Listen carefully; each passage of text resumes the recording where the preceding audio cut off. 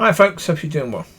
So court case was today, went in there and expected to have the trial, and then the prosecutor fiscal stood up and said, the witnesses are here but the police officer who attended is not here, can't be here today, so therefore we can do part of the trial today and then come back another time, or just come back another time.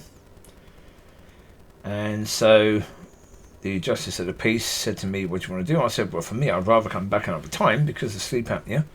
I'd rather not have to go through this now and come back and redo it all again because that's a bit silly. And I said, and the witnesses don't actually need to be here. There's no need for witnesses. Because all I care about is the charges, not what happened. Couldn't care less about what happened because I'm not going to argue with that. Well, I didn't say I couldn't care less what happened. I said I'm not going to argue about what happened because I didn't see what happened, so I can't really argue with that. So therefore, bringing witnesses can only go against them rather than me. Because if I'm not arguing about what they said, then there's no point them being here. Because if what they said is in the statements anyway, then okay. Well, of course, did I trust the prosecutor fiscal to do that? No, so I went down to the officers and had a word with someone there, one of the secretaries for their department, and had a chat with them. Just said, look, I'm arguing the charges. Simple.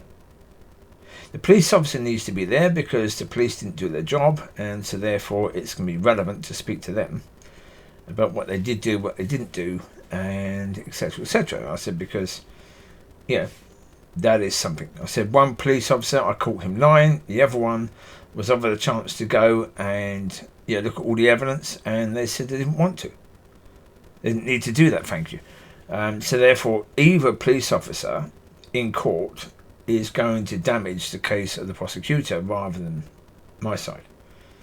So that's fine. Do that, yes. If one must, do that, yes. I don't care, it's not my problem. The reality is that I don't need to be there. I said, if you want, I understand that the prosecutor may think I'm trying to con them, and if they don't have witnesses and they're going to say, oh, what they said was not true, I'm not going to do that. So I'd just taken a video of the stickers on the car, and I showed the woman the video. I said, look, I got these stickers in my car. It's my blinking car. I said, I'm a son of God, so I'm not going to lie about it. I said, if they want to basically have a letter saying, okay, you say we don't need witnesses. So do you agree what the witnesses were saying, what happened is true? And you want to argue with the statements about that, signed there, I would do that. I said, because those witnesses have a life. They all have a life. So therefore, you're supposed to be caring about these people. So if you don't need them, then don't ask them to come back. There's no reason. I said, basically, the only thing that can happen is them saying something different that's not on the statement. Right? Because then, that's not good for your side. If that happens. If I prove that person lied, that's not good for your side, is it? So if that person says something different, then I can prove that they lied, or they got something wrong. So therefore, maybe they got something wrong on that day. That's not going to help your side at all, is it? Well, that's the point. If they use witnesses and they say something that's not true, I'm going to argue with that. I'm going to say, sorry, what you said is not true. And so therefore, don't use those people. There's no point. There's no point having them there, because the only reason is you proving your power. Saying, oh, we can get all these people. I don't care. Could not care less. Get those people if you want. If you want to use them and abuse them, then do it. That's what I said to the lady. I said, if you want to use them and abuse them, then do it. I said, I'm telling you, you don't need them. And therefore, they don't need to come back. I said, a police person needs to be there, yeah. Because, I need to speak to them about what they did. Yes. Because obviously, I need to speak to them. But, the witnesses, no. I had no dealings with the witnesses. I had dealings with the police officers, so I need to speak to them about the dealings I had with them. I don't need to speak to them about what they found at the scene because I wasn't there. I can't argue with that, can I? Yeah, but as I say, do I trust the prosecutor fiscal that they're going to take their notes of that? No. I think they're going to call the witnesses back anyway. And, if that happens, I just let them do their stuff. I just let them do their stuff. I won't argue. I just let them do all the things they want to do, and when they're finished, I will ask questions, and if I can prove they're lying, I will do that, because the other side wants to use them. That's okay. If the other side wants to use them, then okay. I told them, don't use them. But if they want to use them, then okay, use them. But it won't hurt me, it will hurt you. It can't hurt me because I'm not arguing about that. I'm speaking about the charges, not speaking about that. Well, I realised actually yesterday or the day before that, the second charge was completely wrong because it was saying because I didn't stop and gave my details, I failed to stop. Well, actually, I did stop, but I didn't give my details. Okay, that's true. Under that one, in the law, it says, but if you're going to tell the police later what happened, that's okay. You can't be done for that. Because if you're going to tell the police later what happened, and your details and everything, then that's okay.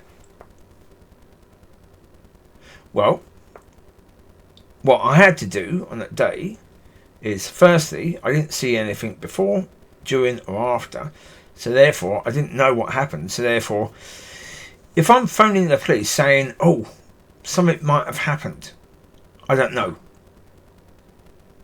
Where? I don't know. When? I don't know. But something might have happened. Should we do that?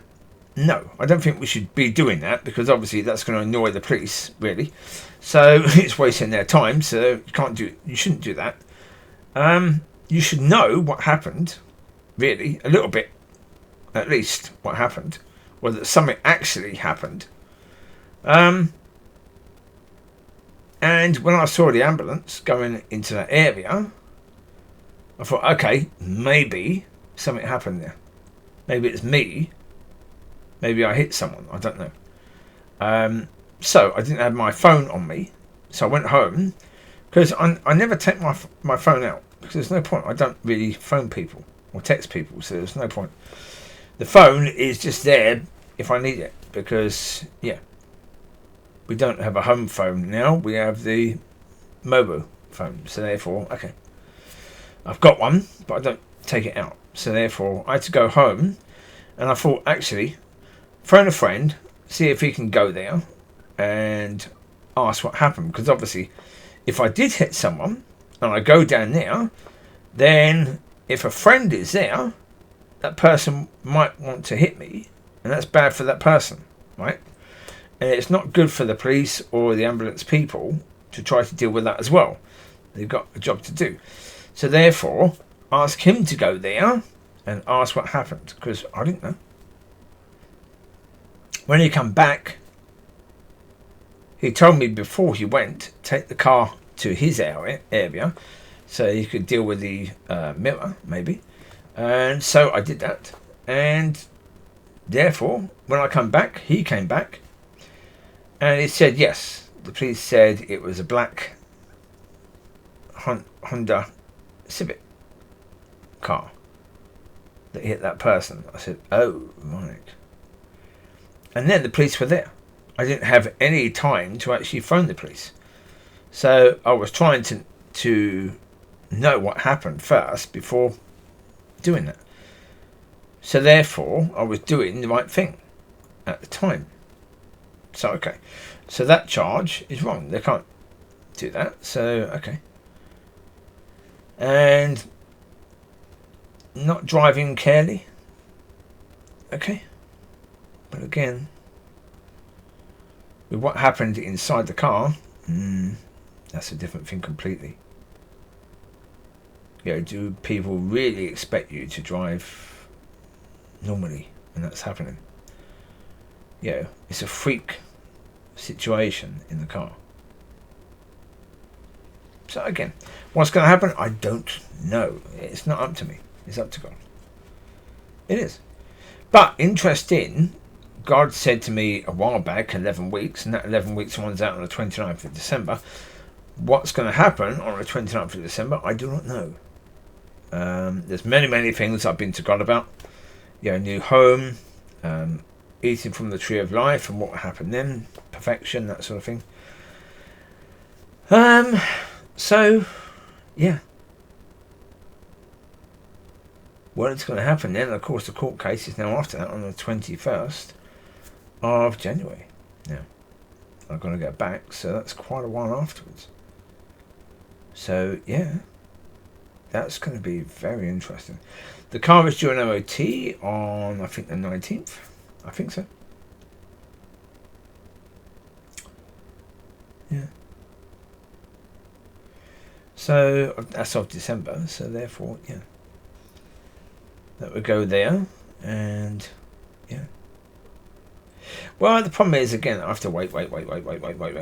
Or maybe, you know, I can drive to England maybe before the case. I don't know. It's up to God. It's up to God completely. Well, if I'm eating from the tree of life, I don't need to eat food or sleep, so therefore I can drive down to England quite easily. If I've got the money for the fuel, so therefore I would love to do that, but yeah, maybe I should wait until this case is done. But yeah, I don't know. We will see. We will see. We will see what happens and how God is leading. So, well, what happens on the 29th as well is going to make a difference. So there you go. You take care. God bless. I'll speak to you soon. Be blessed and be blessed, and have a wonderful week ahead. Bye bye.